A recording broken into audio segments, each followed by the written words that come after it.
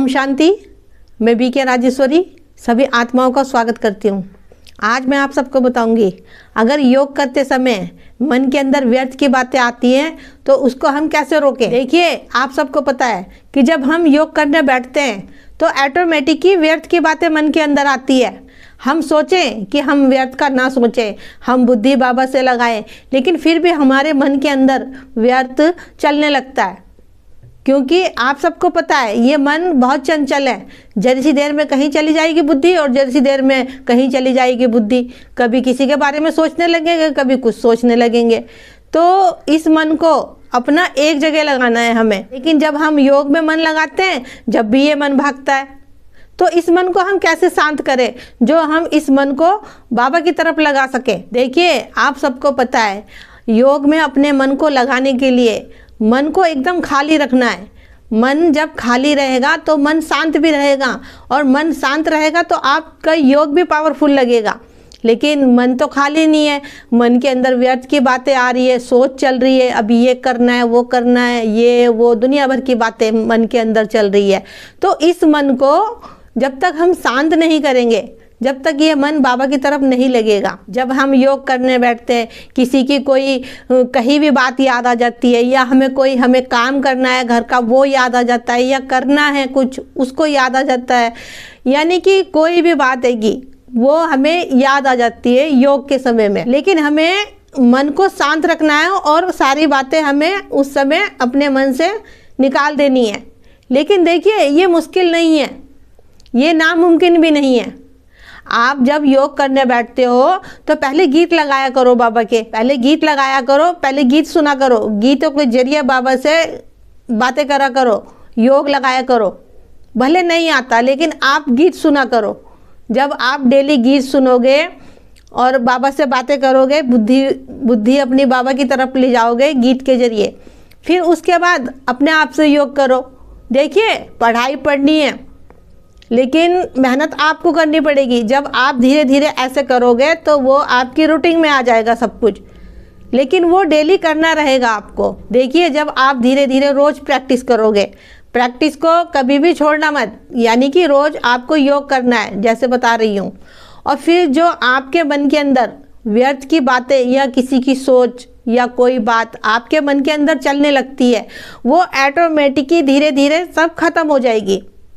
लेकिन आपका योग एक तरफ बढ़ता रहेगा और वह बातें जो आपके मन को परेशान करती है वो ऑटोमेटिकली ख़त्म होती रहेगी। देखिए, ये मन है, अगर इसके मन को आप व्यर्थ में ले जाओगे तो व्यर्थ चलेगा मन के अंदर। अच्छी चीज़ डालोगे इस मन के अंदर तो अच्छी चीज़ चलेगी।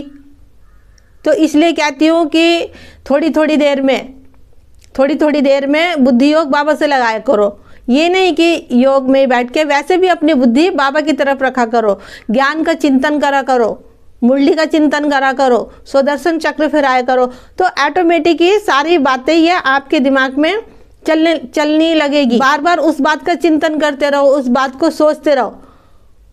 तो इससे क्या होगा, हमारे मन के अंदर जो व्यर्थ की बातें चलती है, इधर उधर की बातें चलती है, या कोई पुरानी बात है, या किसी ने कुछ कह रखा है, देखिए ऑटोमेटिकली ये बातें आपके मन के अंदर से निकलती रहेगी। क्योंकि आपके अंदर ज्ञान जा रहा है, पॉजिटिव बातें आपके अंदर जा रही है, तो नेगेटिव बातें तो ऑटोमेटिक ही बाहर निकल जाएगी। लेकिन इसके लिए आपको धैर्य रखना है और आगे बढ़ना है। जितना जितना आप योग करोगे, अपनी योग से अपनी एकाग्रता को बढ़ाओगे, उतनी आपकी अंदर की पुरानी बातें सब खत्म होती रहेगी, व्यर्थ की बातें खत्म होती रहेगी।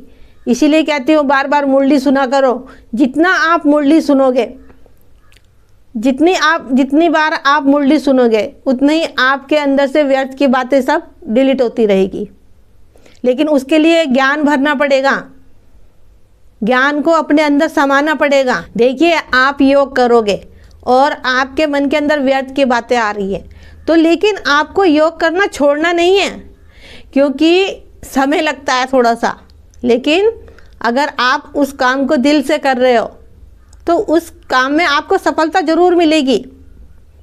क्योंकि इस मन के अंदर व्यर्थ बहुत भरा हुआ है, नेगेटिव बहुत भरा हुआ है, तो थोड़ा समय तो लगेगा ना उन बातों को डिलीट करने के लिए। इसलिए कहती हूँ कि ज्ञान को फूट फूट कर अपने अंदर भरो। क्योंकि जितना हम अपने अंदर ज्ञान भरेंगे फिर वो ज्ञान ही हमारे मुख से निकलेगा। और व्यर्थ की बातें भरोगे तो सोच भी वही चलेगी और मुख से भी वही बातें निकलेगी। फिर योग करोगे तो व्यर्थ की बातें सामने आएगी, उसी के ही सीन चलेंगे, वही दृश्य दिखाई देंगे। तो क्यों ना आप ज्ञान अपनी स्मृति में रखो और उसी का ही चिंतन करो, फिर आपको स्मृति में ज्ञान भी रहेगा और सीन भी वही दिखाई देंगे आपको। तो आपको यही कहूँगी कि योग करिए दिल से और उस परम पिता परमात्मा को सदा अपने साथ रखिए, क्योंकि बाबा साथ रहेगा तो योग भी बहुत अच्छा होगा। क्योंकि ऐसा होता है कि ज्ञान भी नहीं है, बाबा भी याद नहीं है, तो योग कहाँ से लगेगा। इसलिए कहती हूँ कि ज्ञान को भी अपनी स्मृति में रखो और सदा बाबा को अपने साथ रखो, तो क्यों नहीं आपका योग पावरफुल लगेगा। जब बाबा हमें योग सिखा रहा है तो क्यों नहीं हमारा योग पावरफुल लगेगा।